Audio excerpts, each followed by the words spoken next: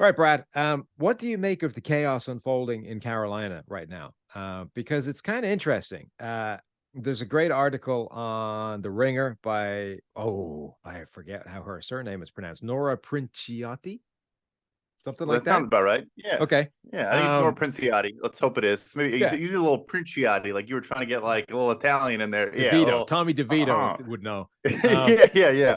I mean, anyways, like, oh, go ahead. so, Go well, ahead. she wrote this article essentially a little bit of a profile on David Tepper and how things have been going. And we're now, six head coaches into this thing between David Tepper and Carolina. We've got David Tepper doing the same thing with his MLS team. This is a billionaire hedge fund owner who doesn't seem to have a lot of patience, right? And it's just out here. Oh, we didn't. Results are bad. Next, and just sweeping house.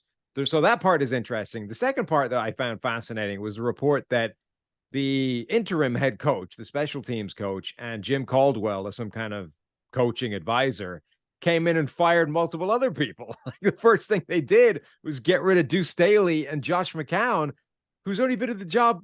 Like Josh McCown was getting head coaching interviews a minute ago, and now he's fired. Texans hiring D'Amico Ryans over Josh McCown. We might look back on that one as quite the decision there. But yeah, no, it's just more chaos. Like Tepper can come out now in his press conference and say a bunch of things. And look, do I know everything for an absolute fact? I suppose not. But first he said that he did not influence the quarterback decision. Based on what I've heard, that is categorically false. He said a whole bunch of things that are just based on what everyone else says, and maybe we're all wrong. And David Tepper, is the arbiter of truth.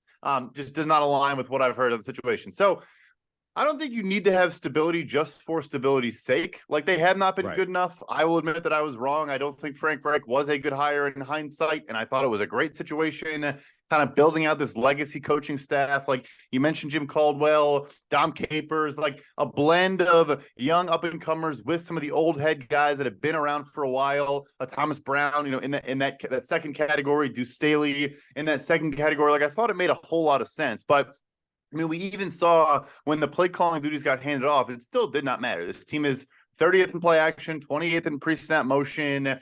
They are dead last in both yards after the catch and average depth of target.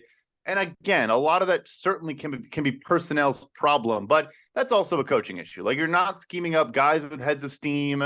You're not doing things to push the easy buttons for your quarterback, all of those things. So it's like, do I get the firing? Yes, but also, do I have faith at this point that David Tepper is actually going to have the patience to stick by someone who maybe is showing us a sound process, but the results aren't there? I'm not sure I have faith now that Tepper, like, here's an example. If a Dan Campbell came in and had the start that he had of the Detroit Lions, where the results were not there, they were losing games, sometimes in bad fashion, but I think even early on, it was evident that he was built, not culture, ignore all that buzzword stuff. Like, I think he clearly had a vision, had a process and a plan he was going to stick to, was surrounding himself with smart people that viewed the sport differently, viewed offense and defense differently.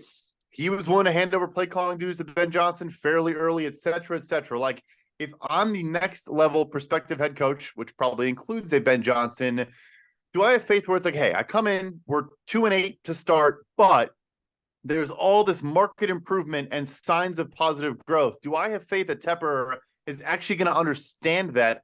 I don't. I don't at all.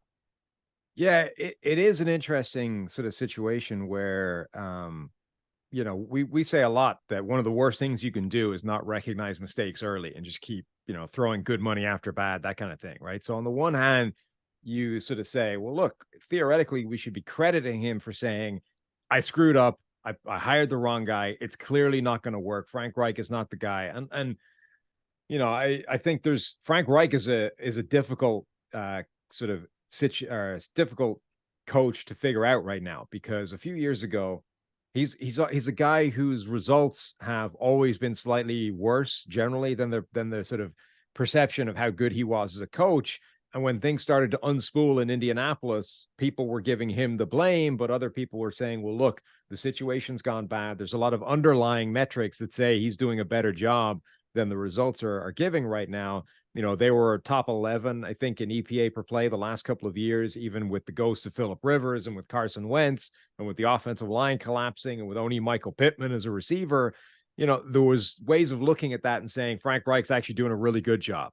On the other hand, that offense, or his offense in particular, is skewing in the opposite direction of the way everybody else's offense is going right now, which is, they don't use motion. I think they're 31st or something in use of pre-snap shifts and motions. It's not necessarily the worst thing in the world. Philadelphia is dead ass last and they have a good offense, right? That tree does that. They're also way at the top of 11 personnel usage, which again is not necessarily inherently bad. The Bengals are always high in that. So it's a schematic thing.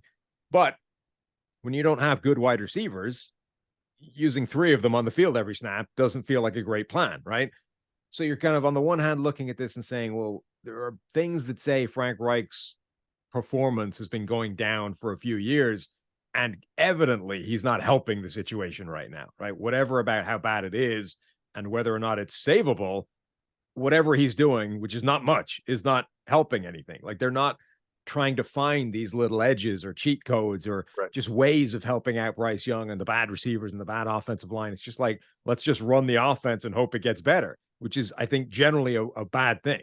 So on the one hand, you're looking at Tepper and saying, actually, this feels like the right move to get rid of the guy, even though it's early, even though he now gets thrown into like the Urban Meyer bucket of guys that we had to get rid of immediately because it was so apparent it wasn't going to work. Nathaniel Hackett, etc. The problem is, though, it's now part of this pattern for David Tepper, which is knee-jerk, reactionary, like, get rid of it, clean house, it's not working, axe it, right? And at that point, if that's the automatic response, it's never going to work because almost nobody comes in and immediately it's great. Like, if this is the sort of standard of I need this to be fixed next week, then we're just going to do this cycle over and over and over again. It's like, I'm sort of torn between, on the one hand, I can see a case here. You can construct a very good case that says this is a smart thing to do. This is the right move. You're getting ahead of it. You're, cutting out the dead flesh before it all necrotizes and your entire leg falls off. On the other hand, like, that shouldn't be your MO, right? That's kind of like a last resort, not an automatic default position. Right. And it's also not in a vacuum. And not that like NFL players or coaches ever care about the MLS, but like I think Tepper also had a coach make the playoffs last year and then got off to a slow start, and he fired him this year too. So it's like, it's just emblematic of a larger overall issue. And I'll say this too, going into the whole conversation of how hands-on he is, and Frank Reich's answer in that press conference is like all time, especially now in hindsight, where he's like, some owners are hands-off, some are not. And like, he looks like the most defeated man on planet Earth. And so nothing about this week is surprising. You talk to people that are prospective general managers and head coaches in this league, or the agents that represent them, or even lower level guys that want to aspire to that someday. And you say, what is the number one thing that is most important to you making a decision? You and I would probably guess, the average person would guess, all right, who's the quarterback? What's the salary cap situation like? What's the draft pick arsenal like? Like, name a bunch of things. How involved and how hands-on is the owner is the number one answer from 95% of people you talk to when you have this conversation. I'm not making that up. That's based on dozens, if not hundreds of conversations over the last 5 years I've been doing this. And I'm not saying you can't be hands-on. I guess I've become like a Jerry Jones defender. Jerry Jones, of course, is involved. He's very hands-on. He wants to have a say. He wants to influence decisions. There probably are some draft picks here and there where he's kind of put his foot on the table and stamped it. However, there is clearly times where Will McClay and the football staff in Dallas are allowed to say, you know what, Jerry, you're wrong. Like, we got this. Trust our track record. Let us do what we're here to do. Like, another good example, too, is like Jed York even admitted himself, I believe, in the early days of San Francisco with the Niners. Like, he just tried to be too influential and sway too many decisions. And when he finally hired Kyle Shanahan, brought in a John Lynch, and just said, you guys figure it out. You guys do it. Parag Marathe, the president, all the guys that are there that have built out this kind of, infrastructure. Look where we are. They have maybe the most talented roster in the NFL. So it's just like, until Tepper shows some signs of not meddling to the degree that he is right now, it's not an attractive spot to be, because then you also do factor in they don't have a first round pick this year. or a second round pick in 2025. The first round pick very well could be the number 1 overall pick in the draft. They're not in a good cap situation. They still continue to spend. They're spending from the end of the Cam Newton era to now. Looked like a team that thought they were competitive in each subsequent year. They never actually tore this thing down. And so now it's like these guys aren't bad, but like you sign a Hayden Hurst, Devon Bell, like you add all these pieces because you think you're close. No, newsflash, you're horrendous. And so it's like they're so far away. Yeah, if I'm Ben Johnson, I don't even take an interview with them.